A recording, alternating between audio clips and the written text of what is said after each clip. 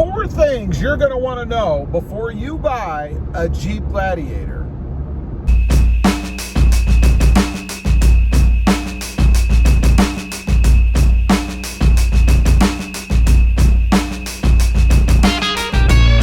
Good morning, everybody, and welcome back to Rob Motive JT. That's right, here are 4 things that you're going to want to know if you're considering buying a Jeep Gladiator.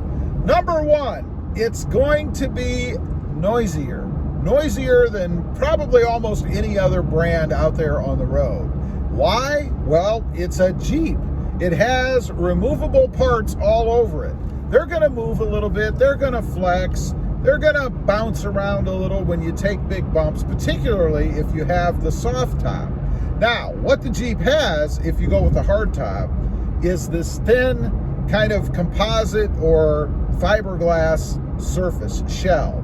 You've got the 2 removable Freedom panels right above you. I've actually replaced mine with the soft top, which made it quieter, by the way. Kind of absorbs the sound a little bit better, I think. And then, of course, the full shell on the back, which again is that plastic or fiberglass composite material. Now, what that means is, since there's no insulation in it, you're going to hear everything. You're going to catch wind noise. You're going to hear the buffeting of the wind. You're going to hear road noise, cars that go by, especially those louder cars, you know, like I like to some extent. And of course, when it rains outside, you're going to hear all that ticking on top of the roof. Now, there are things that you can do out there. A buddy of mine, Randall, you may have seen him on the channel, he put some sound insulation on his, and it did make a heck of a difference. It's not going to completely eliminate it. You still have the shell of the truck, but it does cut it down a lot. You can put other insulation in the door panels and all that kind of stuff, in the floor, all kinds of sound deadening stuff you can do. But just be advised that the Jeep Gladiator is going to be a noisier vehicle. You're going to hear everything. Next up, it's not like any other truck. This is not a bad thing. And what I'm referring to is the power, the ride. It's just awesome. I've never had a truck that was as comfortable as this one is.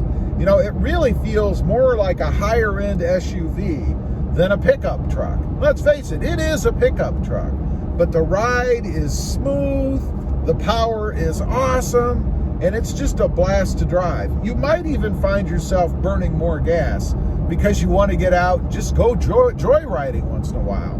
You can take the tops off. In my case, I can throw the soft top back. It's just a blast to drive, and it's comfortable.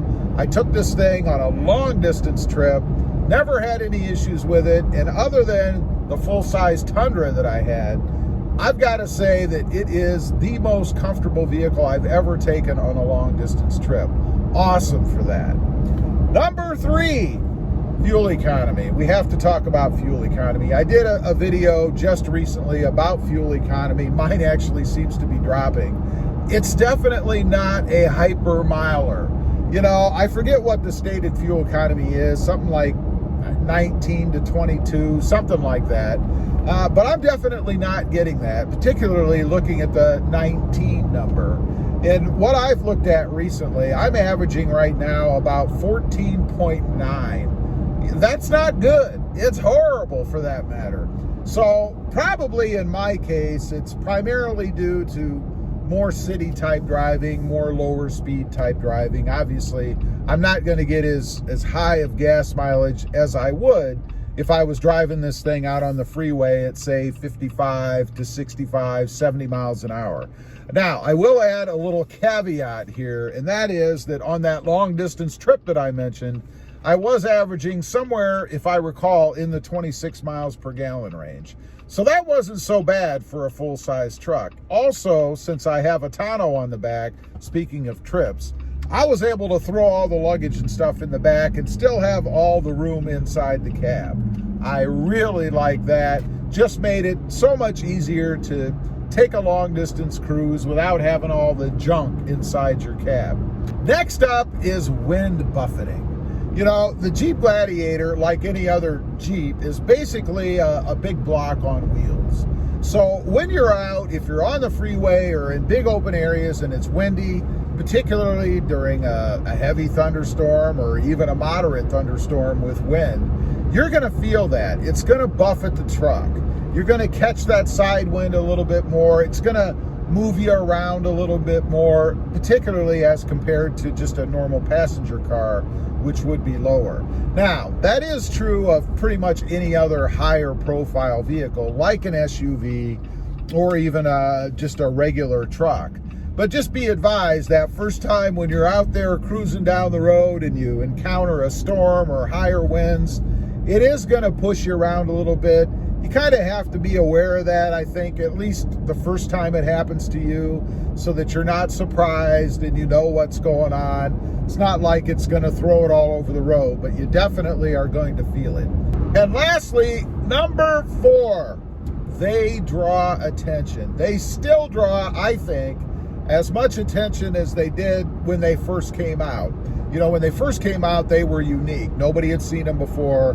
Lots of people asking questions and things about them. And I still run into that today. Just a couple of days ago, I was at the gas station getting gas, minding my own business. Somebody pulled in the stall next to me, filling up whatever they were driving, and struck up a conversation. Asked me, you know, and it's always funny because people always start off, you know, is that the new Jeep? And I'm like, well, yeah, I mean, it's not new, but yeah, it's the new Jeep truck.